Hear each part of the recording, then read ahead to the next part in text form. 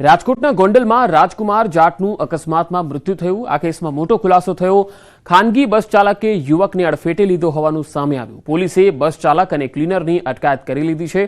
પોલીસના જણાવ્યા અનુસાર રાજકોટ અમદાવાદ હાઈવે પર અકસ્માતમાં યુવકનું મોત થયું, ત્યારે ગત 9મી તારીખના રોજ મૃતકના બનેવીની ફરિયાદના આધારે કુવાડવા રોડ પોલીસ સ્ટેશન ખાતે અજાણ્યા વાહન ચાલક વિરુદ્ધ નોંધાયો હતો ગુનો। ત્યારે રાજકોટ શહેર પોલીસની તપાસમાં જૂનાગઢથી અમદાવાદ જતી ખાનગી ટ્રાવેલ્સ બસ દ્વારા અકસ્માત સર્જ્યો હોવાનું સામે આવ્યું। પોલીસે 150થી વધુ સીસીટીવી કેમેરા તપાસ્યા। રાજકોટ એસઓજી પોલીસે ખાનગી ટ્રાવેલ્સના ડ્રાઈવર અને ક્લીનરની અટકાયત કરી છે। રમેશ મેર અને ઇબ્રાહીમ નામના વ્યક્તિઓને જૂનાગઢથી ઝડપી પાડવામાં આવ્યા। અકસ્માત સર્જનાર બસ પણ કબજે લેવાઈ।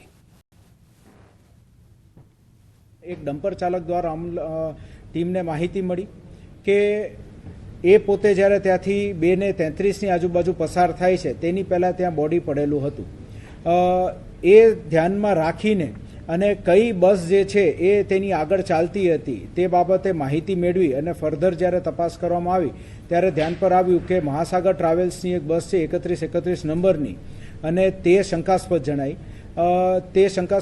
તેના આધારે તેની ટ્રીપની માહિતી મેળવી અને ડ્રાઈવર કોણ હતું તેની માહિતી મેળવી અને આગળ જૂનાગઢ પોલીસની પણ મદદ લઈને તે જે ડ્રાઈવર હતા તેની પૂછપરછ હાથ ધરવામાં આવી અને પૂછપરછના અંતે તે ડ્રાઈવર દ્વારા રાત્રિનો સમય હોય અને બ્રિજથી એ પોતે જ્યારે નીચે ઉતરતા હતા એ જ સમયે અચાનક જ તે આ વ્યક્તિ જે છે રોડની વચ્ચે ચાલ્યો જતો આવેલો હોય અને આંખ પર એને પ્રકાશ પડતા તેને દેખાણું નહીં અને તેનાથી એક ભૂલથી એક્સિડન્ટ થઈ ગયેલો હતું તેવી કબૂલાત આપવામાં આવી છે।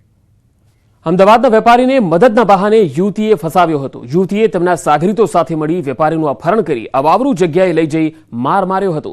જે મામલે પોલીસે 2 આરોપીઓને ઝડપી પાડ્યા છે, જ્યારે અન્ય આરોપીઓની શોધખોળ ચાલી રહી છે। પોલીસે આસિક ઉર્ફે દાડિયો દેસાઈ અને અલ્પેશ ડાભી નામના આરોપીની ધરપકડ કરી ગાંધીનગર ક્રાઇમ બ્રાન્ચની ખોટી ઓળખ આપી વેપારીને માર મારી અને લૂંટ ચલાવી હતી। પીડિત પાસેથી 12,000 રોકડ, 600 દિરહામ અને 25,000ની કિંમતની ઘડિયાળની લૂંટ કરવામાં આવી। પૂછપરછ દરમિયાન સરખેજના અબુ નામના યુવકે ટિપ્સ આપી કે ફરિયાદી પાસે ઘણા રૂપિયા છે, હની ટ્રેપમાં ફસાવશું તો 1 કરોડથી વધુ રૂપિયા મળશે, જેને લઈ યુવતીએ ખોટું નામ ધારણ કરી અને મિત્રતા કેળવી ગુનો આચર્યો। પકડાયેલ આરોપીઓ પણ ગુનાહિત ઇતિહાસ ધરાવે છે, જેમની વિરુદ્ધ ધંધુકા સહિત પોલીસ સ્ટેશનોમાં અનેક ગુના નોંધાયેલા છે।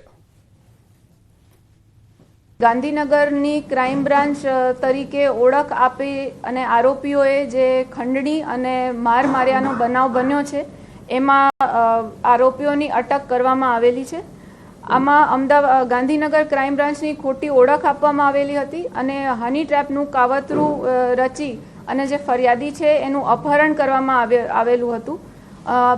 ક્રાઇમ બ્રાન્ચની ટીમે આ સમગ્ર મામલામાં મુદ્દામાલ સાથે આરોપીઓને ઝડપી પાડ્યા છે। મોડાસામાં મળેલ કથિત નકલી મામલે ફરિયાદ દાખલ થઈ। 10 મહિના બાયડના ધારાસભ્ય ધવલસિંહ ઝાલાએ જનતા રેડ કરી નકલી કચેરીનો પર્દાફાશ કર્યો હતો। પોલીસે સમગ્ર મામલે તપાસ કરી હવે ફરિયાદ દાખલ કરી છે। નિવૃત્ત કાર્યપાલક ઇજનેરે ગેરરીતિ કર્યાનો ખુલાસો થયો।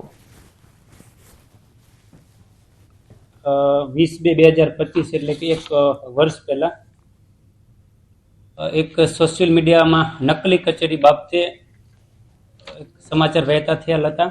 તે બાબતે વહીવટી તંત્ર દ્વારા ઉચ્ચ સ્તરીય કમિટી બેસાડેલ હતી અને ઉચ્ચ સ્તરીય કમિટી દ્વારા આ મુદ્દાની ગંભીરતાથી તપાસ કરેલ હતી, જેમાં છેલ્લે એ સાબિત થયું હતું કે કોઈ નકલી કચેરી ન હતી, પરંતુ 2019 સુધી તે કચેરીમાં ફરજ બજાવતા એક કર્મચારી છે PM ડામોર, એમના દ્વારા 19 પછી પોતે કોન્ટ્રાક્ટ બેઝમાં જ્યારે જોબ કરતા હતા ત્યારે તેઓ દ્વારા પોતે સરકારી કામોમાં